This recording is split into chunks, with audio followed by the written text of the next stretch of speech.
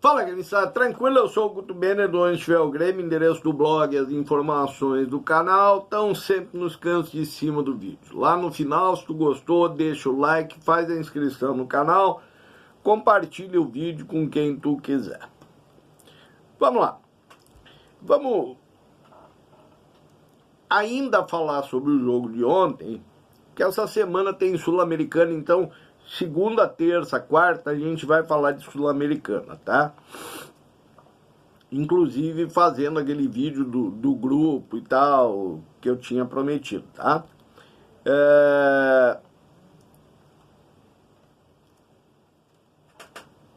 Eu ontem, no vídeo do pós-jogo, eu disse que o jogo foi muito ruim, o desempenho do time foi muito ruim, o resultado ótimo. O resultado ótimo. Aliás, quem defendia alguém, eu também vou parar de falar o nome, porque eu acredito muito nesse troço da invocação das entidades, entendeu? A gente não invoca as entidades. Então, quem defendia por conta de resultados, tem que estar defendendo agora. Resultado foi bom. O problema para mim, para ter coerência no debate, é que o desempenho do time não foi bom. E aí nós vamos chegar lá na frente. O problema hoje é que a gente assiste um jogo como o de ontem, que a gente vê que o jogo foi ruim, e depois a gente vai assistir a coletiva do Quinteiros. E a coletiva do Quinteiros tem consistência. Não adianta ficarem bravos comigo. Eu sei que vai ter gente que vai ficar brava comigo, mas a coletiva do cara, ela tem consequência, ela tem consistência. Tu vê que ele não viu o jogo, ele enxergou o jogo. É diferente do outro, que assistia jogo em local privilegiado. Então, ontem, tu vai ver a coletiva, eu sugiro para vocês, vão lá assistir a coletiva dele. Mas assim, de mente aberta, entendeu? De mente aberta. Ouvindo as explicações do cara, sem nenhum tipo de preconceito, entendeu? Então, o que ele disse na coletiva ontem? Ele disse que a manutenção do time ontem, a manutenção do time do segundo Grenal, é porque o time do segundo Grenal, ele melhorou do primeiro para o segundo Grenal. Tá errado? Não tá. Por isso ele manteve o time. Mas que o time ontem não repetiu o que fez no segundo Grenal. Tá errado? Não tá. Ele explica também sobre o problema dos jogadores titulares reservas. A pergunta feita foi especificamente acerca do João Pedro, que o João Pedro era titular, agora o titular é o Serrote, e o segundo reserva passou a ser o João Lucas. Foi assim no Grenal, foi assim hoje, no caso ontem, tá? E ele explica que ele...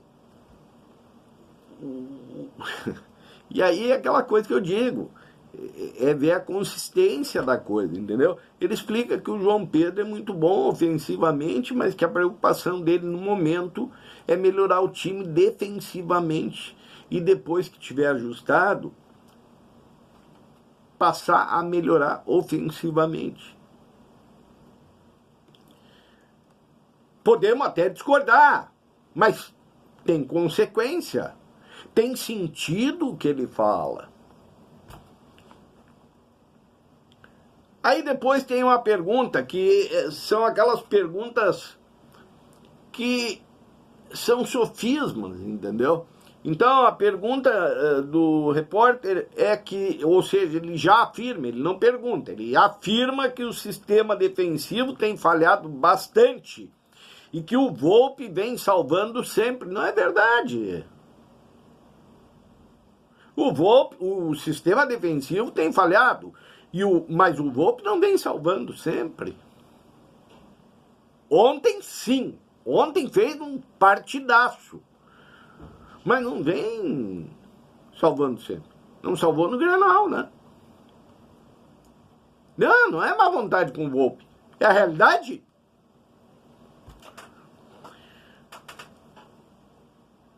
Só que, quando tu pega a frase, o sistema defensivo vem falhando bastante, tu desconhece, por exemplo, que a dupla João Pedro e Gemerson não deu certo. A dupla João Lucas e Gemerson não deu certo. A dupla Serrote e Gemerson não deu certo. Se tu passar na Valha de Ocran, a explicação para isso não pode ser que o João Pedro é pereba, que o João Lucas é pereba e que o Serrote é pereba. O João Lucas até é. Mas a explicação não pode ser que 3 jogadores são perebas e o Gemerson é um gênio da raça. A explicação está no Gemerson. O Gemerson não é jogador de futebol. Não é jogador de futebol. O João Lucas é pereba. Eu já expliquei essa diferença aqui. O João Lucas é pereba, porque é um jogador de futebol péssimo. O Gemerson, não. Ele nem para pereba serve, porque ele não é jogador de futebol. Então tu tem um problema, mas aí, meu amigo, bueno, o cara tá jogando por conta da experiência. E aqui é uma das minhas discordâncias com o Quinteiros. Eu vi a experiência do Gemerson no segundo jogo contra o Juventude. Tomou o cartão amarelo e 5 minutos depois tomou o vermelho e nos deixou com 10. E ontem contra o Atlético Mineiro, repetiu, tomou o cartão amarelo e 5 minutos depois era para ter tomado vermelho, porque a falta que ele faz, vejam, a falta do Wagner Leonardo que pediram um cartão, nem falta foi. Nem falta foi, mas alguém pode alegar, ele toca na bola, mas toca no jogador também. Bueno, então é falta, não era falta para cartão. Se ele toca na bola e toca no jogador também, é falta normal de jogo. Não é falta para cartão, não podia tomar cartão mesmo. Mas o Gemerson sim. Se o bandido do Klaus dá o amarelo, dá o segundo amarelo para ele e, consequentemente, o vermelho, eu não tenho do que reclamar.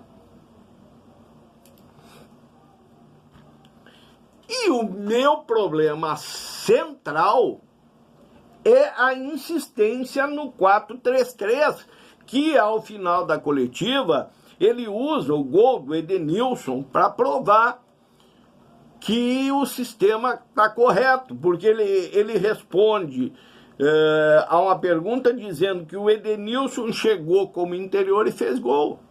Acontece, meu amigo, que o Edenilson só fez isso no jogo, só fez o gol. Fez absolutamente porra nenhuma mais que isso. Aí alguém vai dizer assim, não, mas como só fez o gol? É a coisa mais importante. Sim, mas de os outros 89 minutos e meio, o que acontece? O meio-campo pode ficar entregue para as baratas, para o adversário pintar e bordar. Os jogadores do Grêmio podem, o resto do time pode e deve funcionar sem um jogador que abasteça. Então, o Edenilson ter feito um gol ontem não significa porra nenhuma. se o objetivo é sustentar o 4-3-3. O 4-3-3 não vai funcionar. Não vai funcionar porque deram jogadores para o Quinteiros que não vão fazer o 4-3-3 funcionar. Porque tu não pode sustentar um esquema de jogo em cima de Edenilson, Oliveira e Amuso. O pessoal fica bravo comigo com o Oliveira e o Amuso. O Oliveira e o Amuso são titulares porque o Quinteiro não tem como não botar os dois como titulares do time.